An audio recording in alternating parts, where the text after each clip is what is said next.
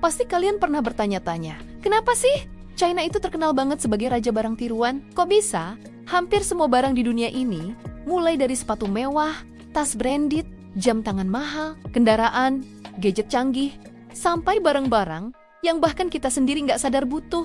Tahu-tahu udah ada versi made in China-nya. Dan biasanya harganya bikin dompet kita tersenyum. Tenang, rasa penasaran kalian tidak salah alamat. Karena hari ini, kita bakal bongkar tuntas fenomena unik China dan budaya barang tiruannya. Bukan cuma sekadar gosip, tapi lengkap dengan fakta, logika ekonomi, mentalitas dagang, dan strategi bisnisnya yang jujur saja jenius sekaligus kontroversial. Jadi, China itu pabrik dunia yang nggak pernah tidur. Sebagai negara dengan penduduk terbanyak di planet ini, mereka benar-benar produktif.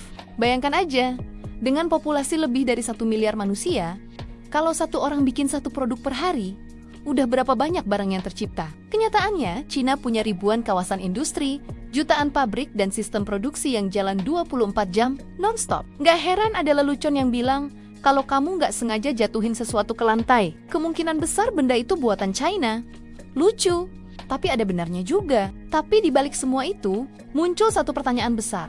Kenapa produk Cina begitu identik dengan tiruan atau KW? Apa mereka nggak kreatif?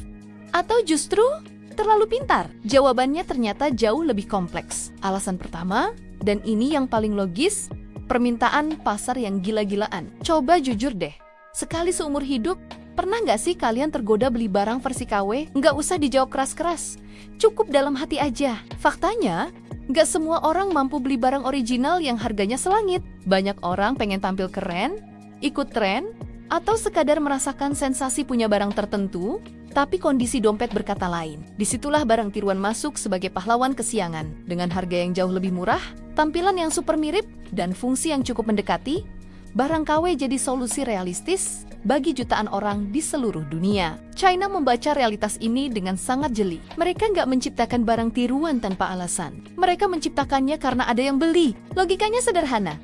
Kalau nggak laku, nggak mungkin diproduksi massal. Lucunya lagi, kadang barang tiruan ini, saking miripnya sama yang asli, cuma pemilik tokonya yang bisa bedain.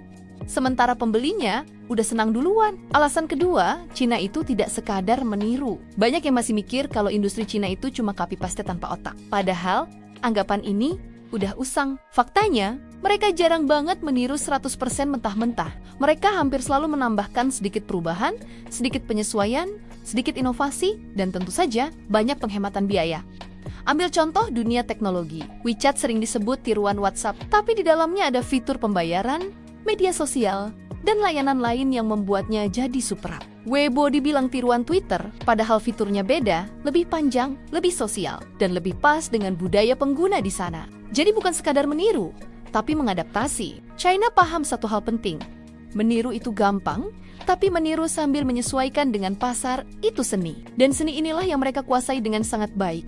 Alasan ketiga, mentalitas dagang yang sudah mendarah daging selama ribuan tahun. Sejak zaman jalur sutra, budaya tawar-menawar dan cari untung sudah jadi bagian dari DNA mereka. Dalam mentalitas ini, ada satu prinsip sederhana.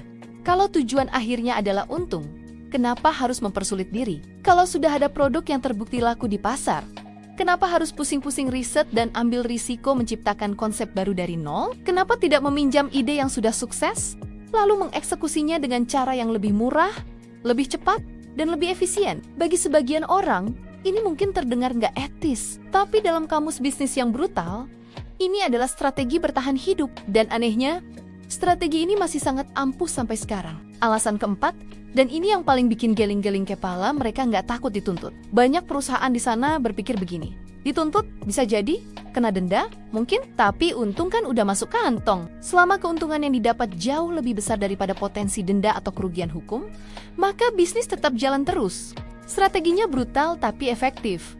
Tiru produk yang lagi ngetren, produksi massal dalam jumlah gila-gilaan, jual dengan harga miring, lalu ambil untung secepat mungkin. Kalau nanti ada masalah hukum, gampang.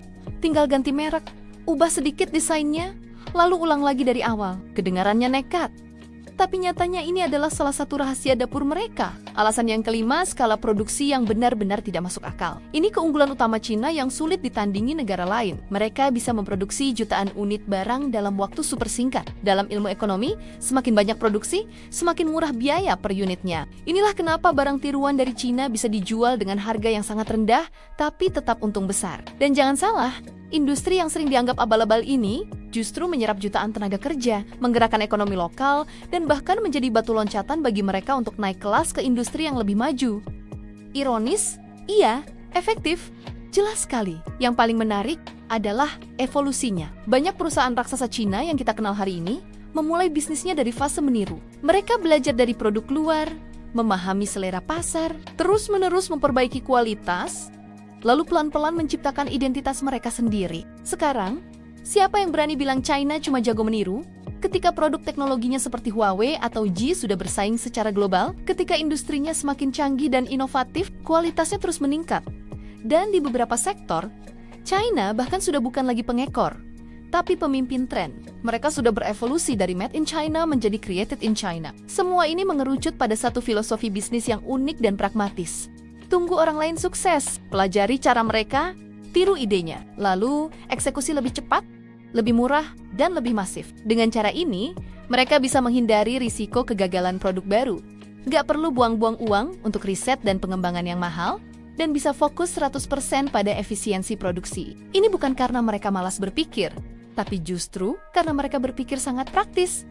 Jalan tercepat menuju keuntungan adalah jalan yang sudah terbukti berhasil. Jadi, apa yang bisa kita pelajari dari semua ini? Fenomena barang tiruan China bukan sekadar cerita soal KW dan bajakan. Di baliknya, ada pelajaran besar tentang kejelian membaca pasar, kemampuan beradaptasi dengan cepat, keberanian mengambil risiko, dan kelihayan dalam memanfaatkan setiap peluang sekecil apapun. Tentu saja, ini bukan pembenaran untuk menjiplak mentah-mentah, tapi sebuah studi kasus menarik tentang cara melihat dunia bisnis dari sudut pandang yang sangat berbeda. Nah, itulah pembahasan panjang kita tentang rahasia dagang China. Bagaimana?